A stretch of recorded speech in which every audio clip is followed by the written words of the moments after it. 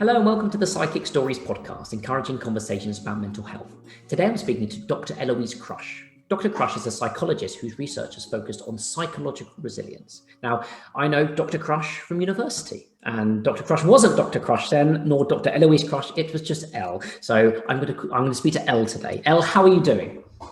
Yeah, good. Thank you. Thanks for having me.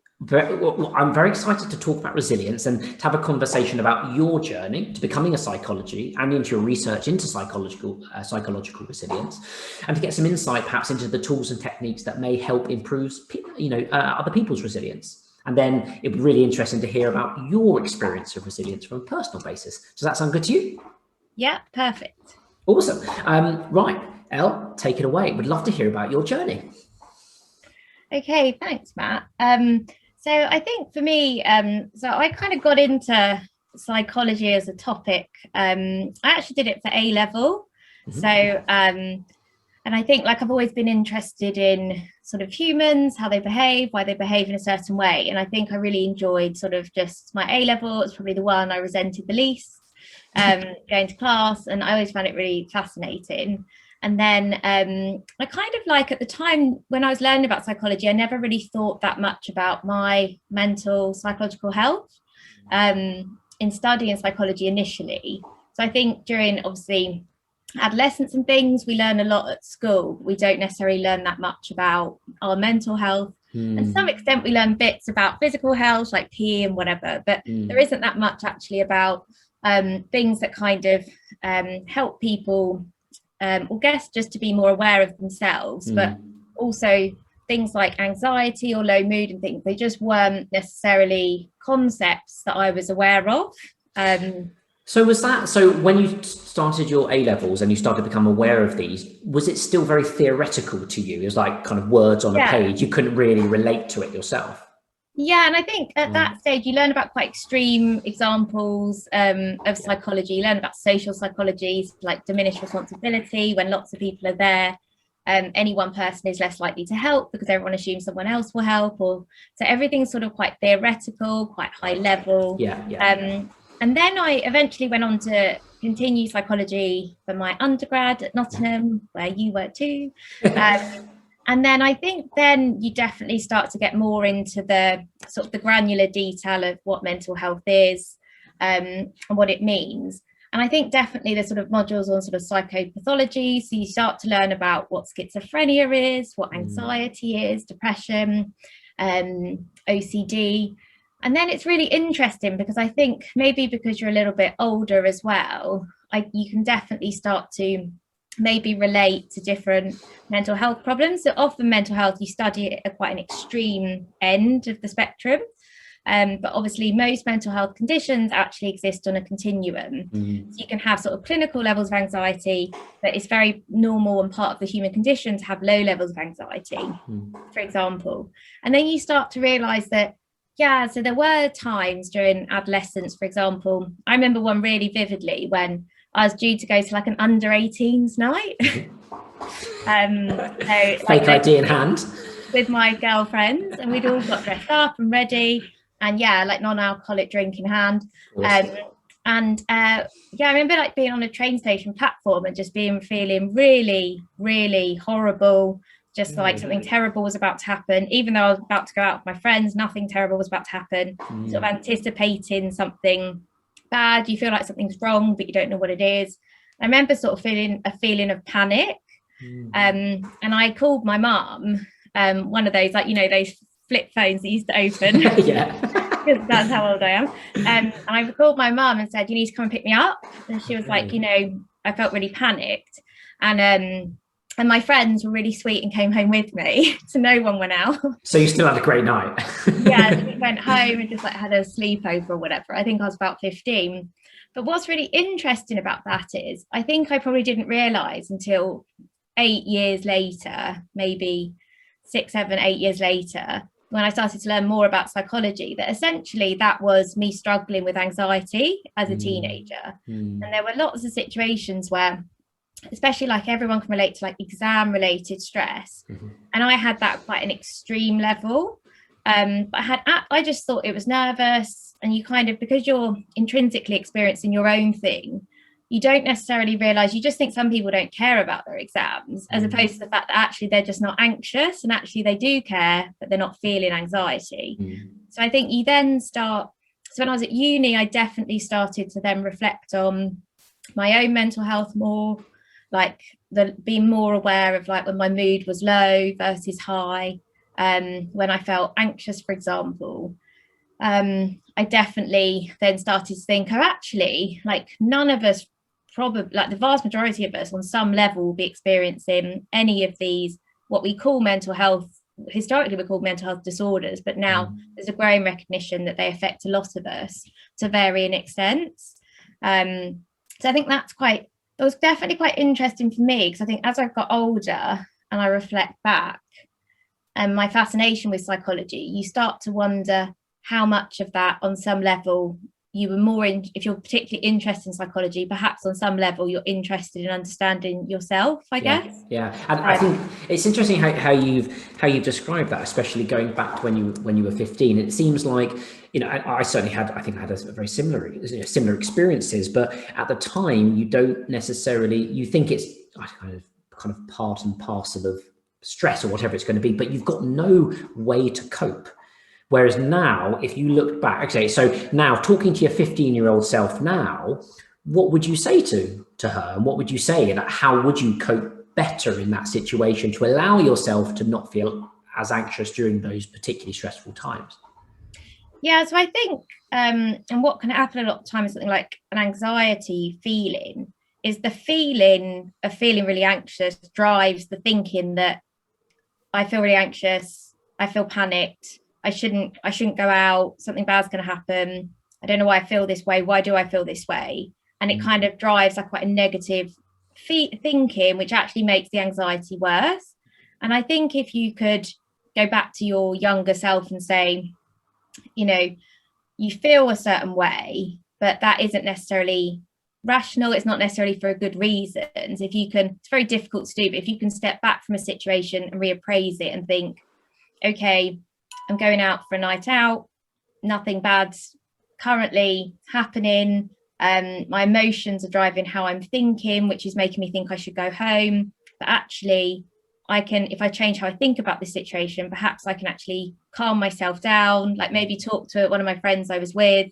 It's much easier to get a different perspective if you speak to someone else often. So then talk to a friend and say, I'm feeling a little bit, if I'd have recognized it as anxiety, I think even that language would have been helpful. I feel a bit nervous, because nerves and anxiety are very closely related, often used interchangeably. So I think if you realized in that moment that perhaps you were a bit nervous, you just needed to probably share that's how you were feeling. Your friends would say, no, it's going to be fine, it's going to be really fun, you know, what particularly do you think you're worried about?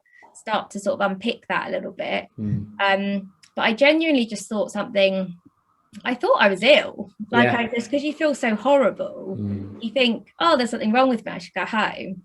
But I think if I'd been able to recognize that perhaps I was just a bit nervous, we were going to get on a train, go to the local town, like, and perhaps on some level there was something about that was making me feel nervous. But I think in adolescence, often the reason emotions are so difficult is because they don't have ways of coping or don't recognize what that issue is in themselves. I think that's changed a lot over the last couple of decades, where I think mental health awareness is much greater. And actually you could argue that can cause complications too, because perhaps people are too aware, and there's definitely a happy medium. So I think it would be lovely to think just helping, if you could help the younger people sort of better understand their emotions, shifts in their emotions, because obviously it's unlikely that I just went from zero anxiety and panic to completely overwhelmed. That was probably building, and if I could have actually got on top of that emotion a little bit and reframed it earlier, I probably wouldn't have got to that situation where I just felt panicked. And it's interesting, but it's also the language which you describe now, like you and I are of a similar age, and we built up vocabulary over a reasonable period, and unfortunately a reasonable period of time now. But back when you're 14, 15, like that kind of vocabulary to talk not only to your friends but also internally as well, it's that inner monologue of trying, like you said, to try and step back rationally, like when you were talking through what you would say to yourself and stepping back, and I was thinking, wow, that's a hard thing to do in that situation, isn't it? And actually having the language and vocabulary to be able to explore some of those difficult thoughts, in a fraction of a moment, right? Yeah, and it's one of those things that you have to kind of learn these tools and techniques ideally when you're not feeling awful. So you can't really just say to someone for the first time who's experiencing extreme anxiety, oh, I know what you should do. You should step back and reframe it. That's a good point. That will help.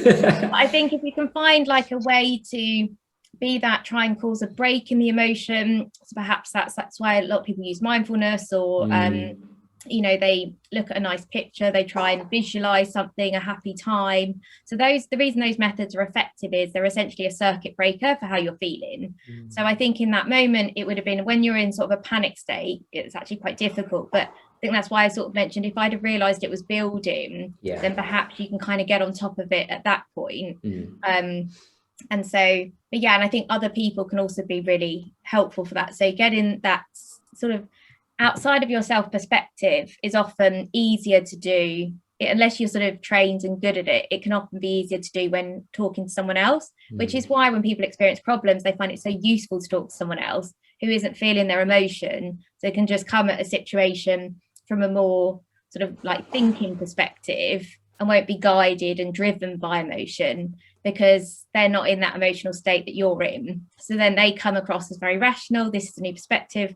And it helps us to sometimes step back, think actually the fact I feel anxious is driving then how I'm thinking and making me either feel more anxious or avoidant. So then you can remove yourself.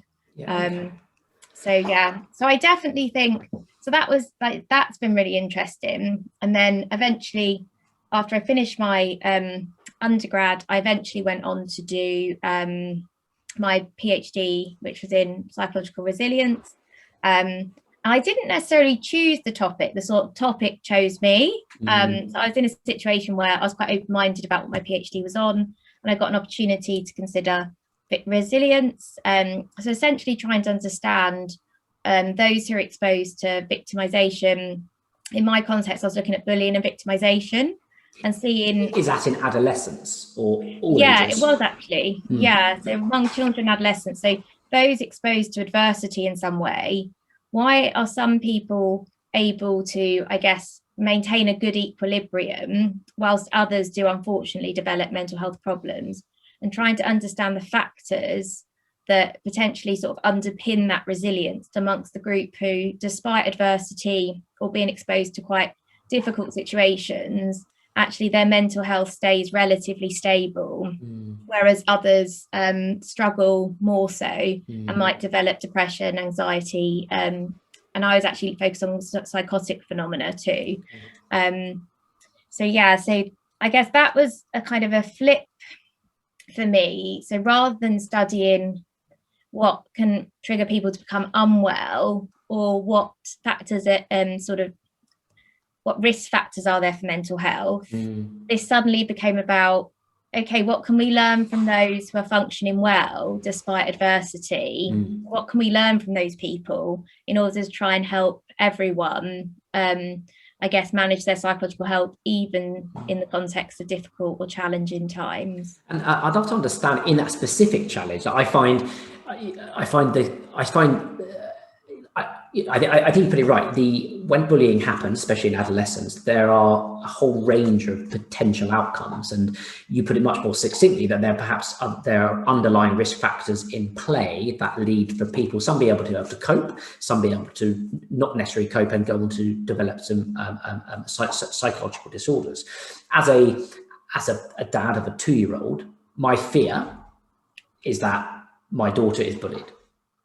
And I'd love to understand, particularly in that context, like what was the outcomes of your research in terms of those really challenging times of adolescence, and how can we learn from people, and for younger members of our audience, how can they learn and take that into their lives? For parents of our audience, how can they support their children to be able to to be more resilient in those situations? I'd love to hear more about that.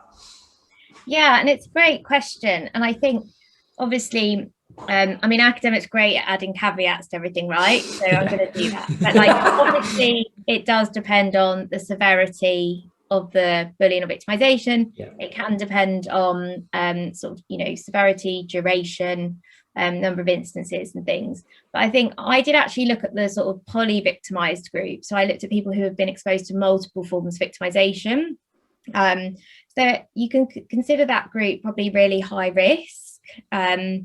In terms of, so that's where they might have been unfortunately a victim of abuse at home, they might have been bullied at school, they might have been bullied during childhood and adolescence at school. And I think one of the positives that comes through in the research, there's obviously lots to sort of focus on, which is really concerning and on the risk side, but I think from my research, some of the more positive findings related to the fact that certain things do seem to make a difference. They do seem to buffer some of the effects of bullying or victimization on individuals. And I guess this is why we're sort of call it resilience, because you can't actually be a resilient person in the absence of there being adversity or challenge. Well, you can be, but like in theory, resilience is being functioning well despite adversity. And I think going through those experiences, but it sounds like, yeah. Can you have a kind of a genetically kind of latent level of resilience? Yeah, it's a good question. So there's a lot of factors. So resilience is thought of as a process, and then that's underpinned by key protective factors. Yeah. And those protective factors could be genetic in nature, but the vast majority of them, if they're not correlated with environmental factors, a lot of them are environmental factors. I actually did some of my research looked specifically at that. So what I found was there was a couple of things I'll pull out. So we found things like my first study, we found, say, at a community level, so people who lived in highly cohesive communities, so close-knit communities where people value each other, where there's a sense of belonging. And I guess sort of areas where probably those nice sort of town or village situations where, yeah, there's just that close-knit community. We found that children and adolescents, despite, even if they were bullied or victimized, who lived in those communities, were significantly less likely to report mental health problems. We also found, just at more of a dyadic level, so a one-on-one level, we found that people had really good social support. So good social support from friends during adolescence is obviously really protective. It's quite a fundamental time for people to develop their relationships with their friends rather than family. But we found like the atmosphere at home for children was really protective. We found, yeah, social support during adolescence was really protective, particularly for girls. And also I found things like physical activity was protective. So there were sort of individual level things, people who, so there's a lot of theory behind the idea that exercise and physical activity is protective, which relates to how if we've got like a fight or flight response and a big stress response, obviously that can take its sort of toll on the body, and potentially that could be one of the mechanisms for triggering things like anxiety or depression or different mental health problems. But actually, if people exercise, and this isn't going to buffer against severe mental health problems, but it could buffer against lower level problems. The idea is that people who do exercise, there is kind of, it helps to sort of perhaps take away some of that physiological kind of stress response, because that's actually being exerted in a physical way. Although there's increasing evidence around the role of exercise, physical activity in general. But that was one of the theories behind why it might be a good thing.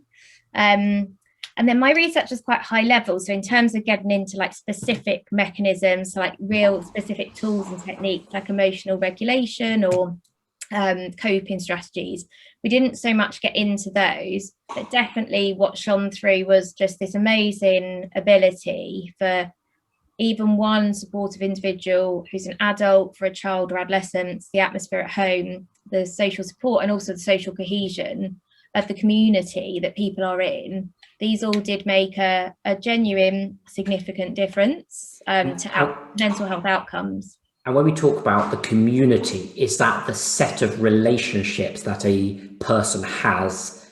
And I suppose, yeah, I'd be interested to understand, like, how, what is required? What's that definition of community? Like, is there reciprocation of love, of respect? And because essentially you said about the risk factors and the protectiveness and buffers in communities, about people not mental health condition not necessarily being reported. Does that mean that they occurred less, or that they were dealt with within the community?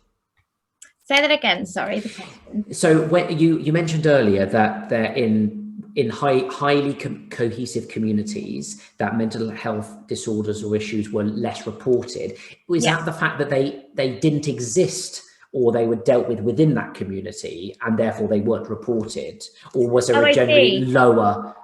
Yeah, so I think it's more that, so there's probably a pathway through which victimization or bullying leads to mental health problems for that individual. And it's the idea that there are these sort of protective factors that are called, statistically, they're called moderators, but the idea that something kind of intervenes in between to change the course for that individual. So perhaps somebody might be bullied or victimized, and then they're in a really friendly, socially cohesive, tight-knit community, and that seems to buffer against mental health problems, as opposed to somebody who perhaps is in a community where there's high levels of crime, people aren't friendly, it's things that essentially maintain a threat state are probably, well, there's a good reason that might theoretically also lead to more, them being more likely to develop mental health problems. And I think a lot of this comes back to this idea that, as like evolutionary psychologists talk a lot about, how we love feeling safe, and in groups, we historically, being part of a group was fundamental to survival. It's quite deeply ingrained into us, and so it kind of makes sense that the social stuff did shine through as being so protective. And I did actually look into whether, in some way, how do genetic factors confound for this? So could it be that people who have certain genetic dispositions elicit kind of more social support from others because there's something about them that's appealing or attractive or whatever it might be? We found that after controlling for genetic factors, we found a very strong environmental effect. So there just is something about people being nice to each other, people supporting each other. And if that happens sort of it happens at a relationship level, so a one-on-one, but also there seems to be something about that more intangible community sense, that sense of belonging, which is really impactful also. And it really shows. I mean, my God, my mind is kind of whirring now, like thinking that actually, if you embedded these principles and ideas of, like you said, protective factors that can buffer against mental health disorders, and let's say yours and others' research into resilience, and put that into kind of policies of how we actually organize communities, it could be hugely powerful, like, and transformative. We could actually, we could improve the cohesiveness of communities and therefore improve the well-being of everyone around us, just by frankly just being nice to each other. I know, it seems so simple. It does, but it's extreme. It seems to be extremely complicated. Yeah, and I think resilience is often about this like speed of recovery. So then even if people become unwell, it's like maybe we can help them to become more well more quickly if they are in these sort of supportive, cohesive environments. I think this is why, I mean, loneliness research, for example, has been very much like on the government agenda. So I worked closely with Tim Matthews at King's. I know he has worked, it has inputted into policy and sort of government related things, because this is one of the reasons that loneliness can also be so bad. So when people feel disconnected or not part of a group, so it's not just not having the social support. So that's not what loneliness is. It's actually sort of a distinct concept that is particularly, which is considered to be sort of a society level problem. So yeah, I think when I sort of left academia at the point of which I sort of did, got to a point, well, the end of my PhD, basically, so no more papers needed. And you have published many papers. King's, I think we chatted before, King's, really do make you push those papers out. Yeah, King's like a publication. They're a good, I mean, the top unis do prefer publishing, and they do that on behalf of their students, really, because it's a competitive world, academia. So if you have publications and you want to stay in academia, it really helps you. It also makes the thesis shorter, so everyone, you could argue everyone wins, but it takes a long time to get things published through peer review. So you think you're winning, but then when you get 3 rejections on one paper and you have to submit it 4 times, then it becomes, you become less sure that it's the easier route. But yeah, and just on the point about, because it's really difficult for, obviously at a practical level, how government and how as a society we build more cohesive communities, for example. I mean, it's pretty tough. There's lots that can be done, but it's complicated, and it's probably slow, and it's cultural. There's lots of factors at play. And I think what I'm now doing in my role is we're very focused on working with sort of organisations who are smaller than the UK or the world. And so, yeah, just working with organisations and groups to try and create more sort of cohesive, collaborative organisations, because organisations are in this brilliant position where they've got, whether it's 100, whether it's a few thousand people, and they do have a lot of levers they can pull to try and create environments that are just naturally quite supportive and protective for psychological health, as opposed to having environments which are quite competitive, can be quite toxic. And then when people struggle in those organisations, the workplace environment isn't going to help. But it's this idea that if you can empower individuals to support themselves, and we can try and create workplaces, universities and schools that are protective from an environment perspective, then actually perhaps you can start to make a real impact on mental health. So that's, and I think a lot of people are starting, I think there's been a lot of people banging this drum for a very long time already, but I think people are increasingly recognising that our intrinsic sort of quality of life is so related to our psychological health, and actually be that at work, school, or, you know, when we're at home. I think people are really starting to recognise the importance of not only manage it themselves, but also what environments are they in, and are those environments good for you or not so good for you. And do you find that, so, we work, what, 5 days a week, so 5/7 of our lives are spent at work, and it makes a lot of sense, like, to create those protective spaces so that we are able to flourish as individuals. What is the response from organizations? Is it something which is, are you seeing that organizations are changing the way they think about themselves as companies? Like, my view is companies, and the pandemic showed this, the companies exist obviously to make money, but they have a much broader impact in terms of their responsibilities to people, the people they're working with, the stakeholders around them. What's your view from trying to, like you said, talking about psychological resilience and improving the kind of those spaces in those work in those companies? Yeah, I think loads of organisations have amazing intentions, and I haven't worked in this space I've only been there sort of 3 years, whereas some of my colleagues have been there in the sort of 10, 20, 30 years. And I think there's definitely a sentiment, there's been a sentiment shift. People are more and more recognising the importance of how people experience the workplace. The younger generations value quality of life, they value fair treatment, they recognise and are very aware around mental health, amongst other issues. But I think there is a genuine shift, even amongst the most, what you might perceive as quite commercially driven organisations, that people are trying to support psychological health more. And ultimately there's a recognition that if people are stressed out, if people are anxious, people struggling, there is a moral issue here. So morally you should want to support your staff, but equally no one's doing their best work when they're feeling unfocused, because they've got their attention is focused on their worries, they're feeling emotional, they're having a hard time, they're stressed. I know I don't do my best work when I feel that way. And I think people are recognizing more and more that actually a workforce who are well will actually perform a lot better at work as well. So I think for those who probably perhaps struggle to get on board with the whole mental health, psychological health agenda, there is also this argument around productivity, right? Exactly. Yeah. So you can get people on board one way or another.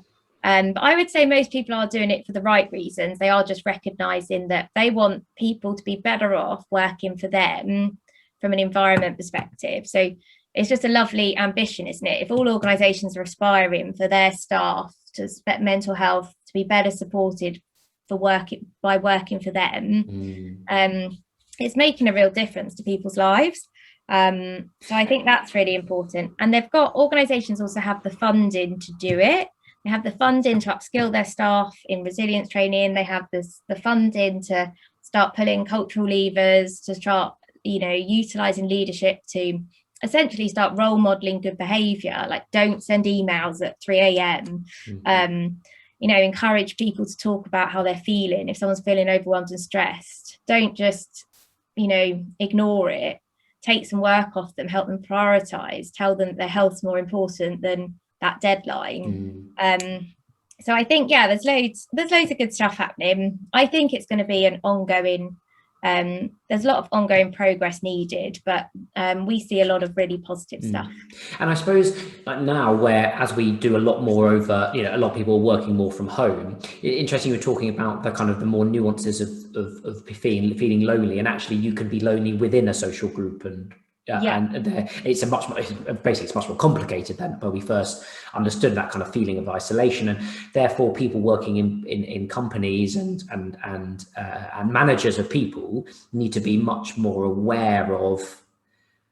I suppose it's difficult. It's difficult because once we finish the call today, that's it. I don't see Elle again. You know what I mean? It's difficult to get those kind of non-verbal cues that someone may be struggling, or how do you create a space so that people can trust you, that you're able to talk and, about non-work things, and actually have it, like you said, create a protective space around you so that you do feel supported and not lonely in terms of your worries and your anxieties.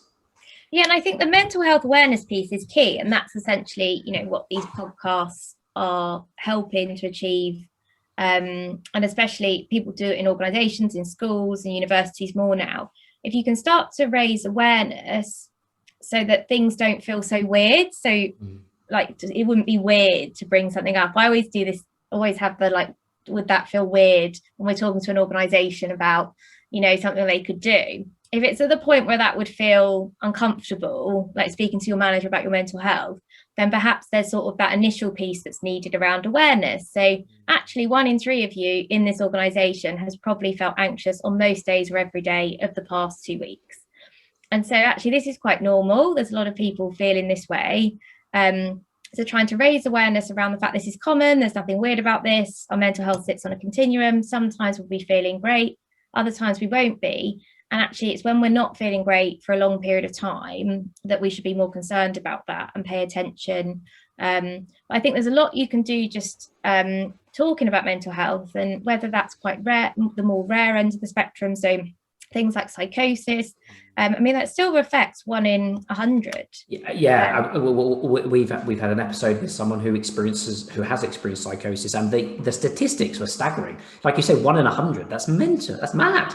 Yeah, and I think as well around and there's these lower level psychotic phenomena that I studied, and they can affect about, I think it's I should know this, my PhD was on it, but it's at least 1 in 7 adults, 1 in 10. Basically, out of 20 friends, three of those might have. And one of the symptoms is just paranoia. So someone might be particularly paranoid, and their sort of threat circuitry sort of on overdrive, or people sort of have these delusions sometimes of grandeur, or people can hallucinate. So they think they've seen something and they haven't. And often these are just transitory experiences that come and go, but they can be quite distressing. So if you go through something like that, like you do have a hallucination when you're not drunk, or something happens, it's nice that you're like, okay, I know about this. I've been told not to be concerned about it. Hopefully it will pass. If it doesn't pass, you need to know that you can talk to people about it.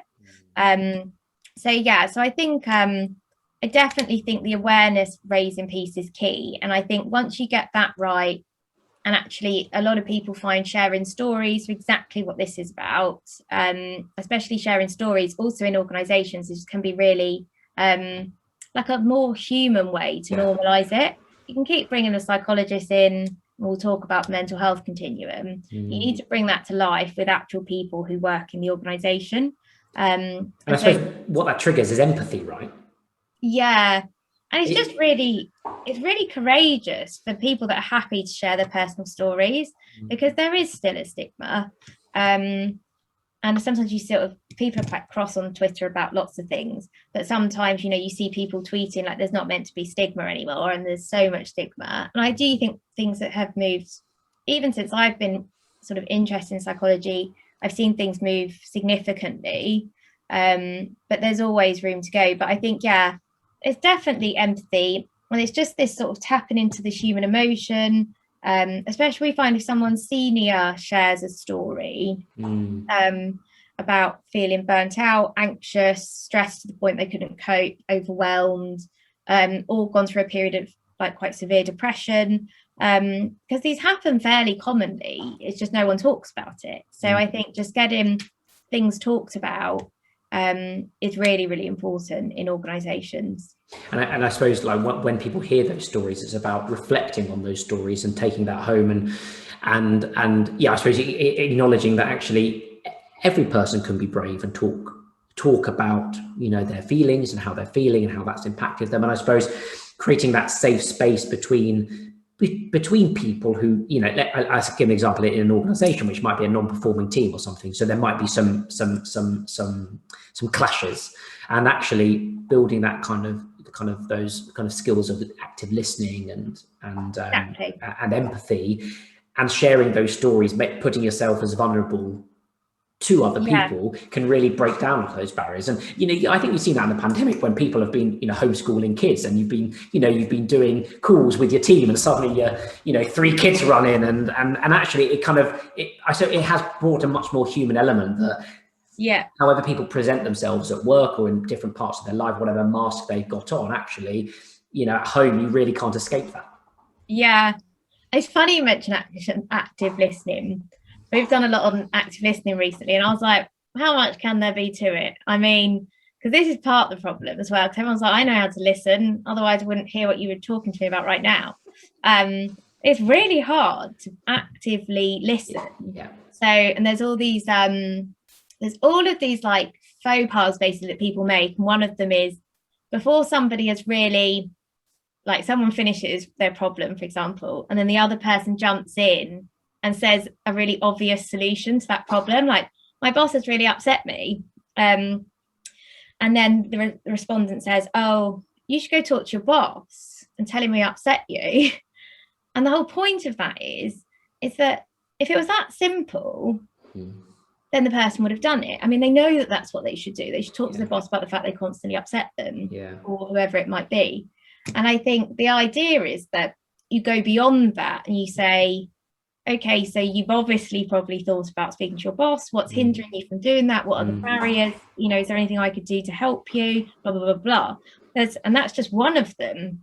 And when you hear like the big no-nos linked to listening, like obviously talking over people, don't do that, which is hard on Zoom sometimes, but anyway. But I think, there's like these things, and you think to yourself, really, maybe I'm not a very good listener.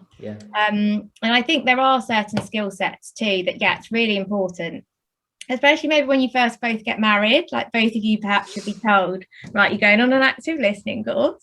I think that would be highly beneficial. I mean, I'm told off all the time for not listening, and you know, I used to be a Samaritan. Like, we were trained in active listening, but I think in that specific situation, it's interesting. It's kind of like, actually, there are many instances in my life where I do not listen. I know it. However, you can switch it on, but it's got to be conscious. Some people can do it subconsciously. For me personally, it's kind of right. I think this is an ideal example on the podcast. It's like, right, you know, I think you've got to reflect on your role in the conversation. It's like, well, hold on, this isn't about me. This is about it's all about me, Matt. It's all about you. It's all about you today. And that's the thing. It's like, actually, like, but that, just thinking that automatically makes you pull back. Yeah. But don't jump in. I don't say what I want, what some random thought going through my head. It's just got to be listening to what you've got to say. And also it's things like mindfulness. So to be a good listener, you need to be mindful. So, and mindfulness requires really good attentional control. So it's the idea that some people, to be a good listener, they need to listen. You actually need to be able to focus on what the person's saying only. It's not, oh, I didn't do that thing. Oh, I should have sent that email. Oh, what is that person talking about again? So, and like, it's such a natural thing. Our minds are so busy. And then you go into it. Sometimes I completely change the subject. I'm talking to my husband about something and he'll be like, you're not listening. I'm like, oh no, it's because I've got so much going on in my head. I need to shut that out. But it's like, that's another good reason that things like mindfulness are good, not only for your own mental health, but also in terms of building relationships with others. Being mindful is really important. Yeah.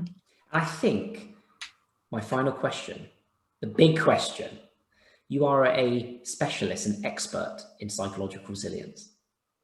Are you a resilient person, Elle? Am I a resilient person? I'm a work in progress. No. Good answer. Yeah, I think we should all be a work in progress because I'm sure there's something that could throw any of us.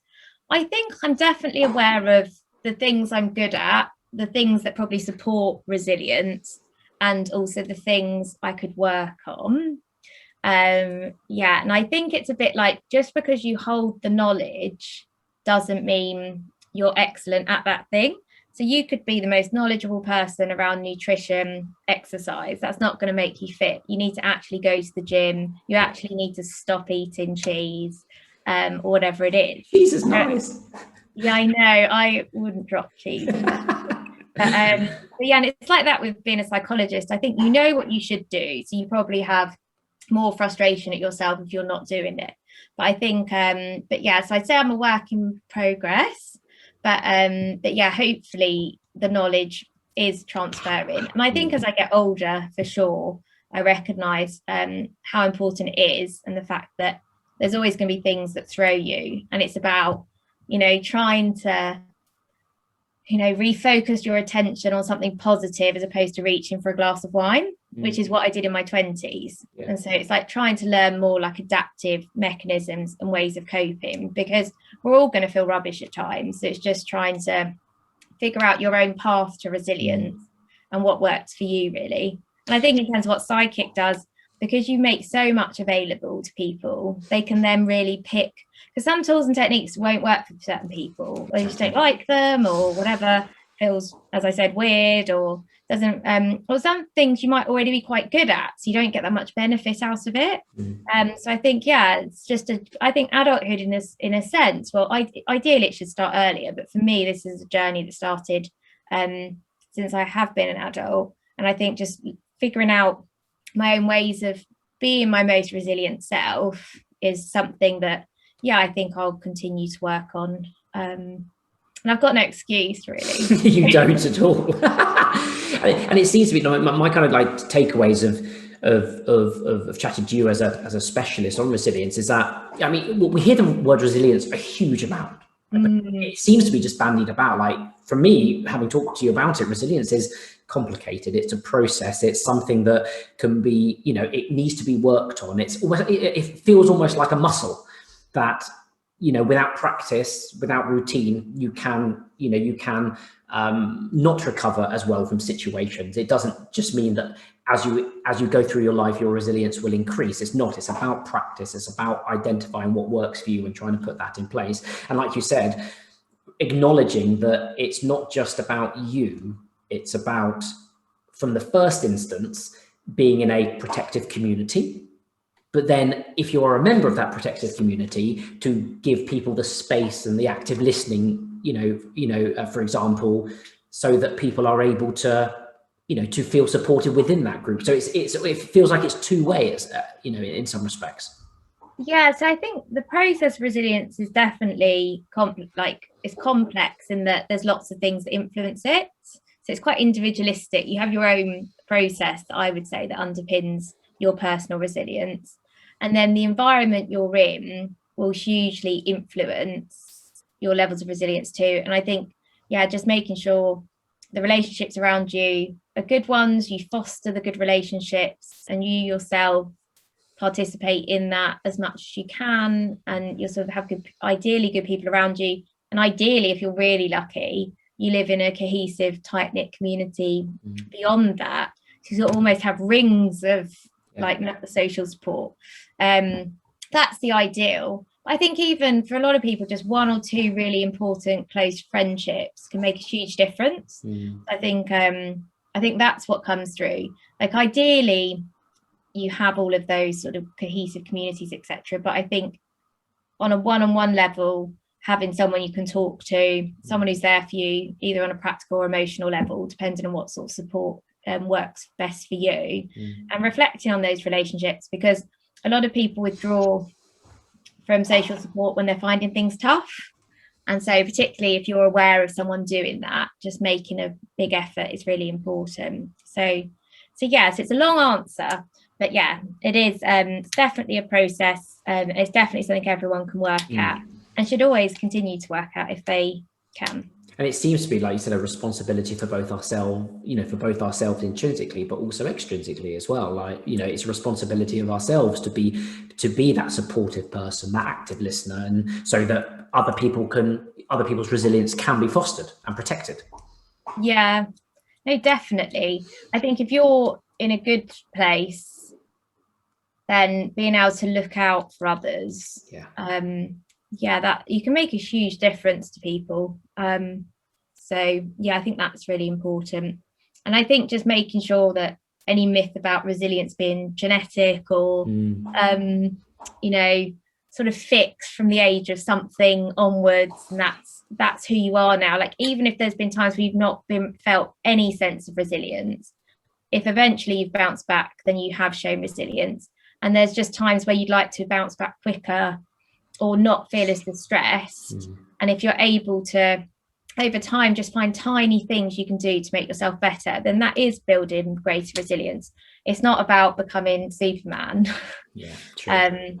So, well, Elle, honestly, thank you so much for a fascinating, insightful conversation about resilience. Like, I mean, I've certainly learned a huge amount. I think I'm probably more confused about resilience, but not in but not in a bad way. Just I may be more overwhelmed about resilience. That actually there's so much more going on that perhaps I first appreciated. So thank you for bringing that to my attention. Anyway, no problem. We'll have to do a series. Do you know what? We're up for that. Elle, thank you so much again. Cool. Thanks, Matt. And thank you to everyone listening. You can subscribe to us on most major podcast platforms, YouTube, Spotify, and Apple Podcasts. Just search for Sidekick Community or Psychic Stories and we'll pop up. Please do give us a rating if you like the show. And do check out our free Psychic app for iPhone and iPad, a collection of interactive exercises, tools, and tips to help you boost your mental well-being. The app enables you to build a personalized well-being toolkit to help you deal with life's ups and downs. Just go to our website, www.sidekick.org.uk, and click the download now button in the header to take you to the App Store. Elle, thank you so much again. Thanks.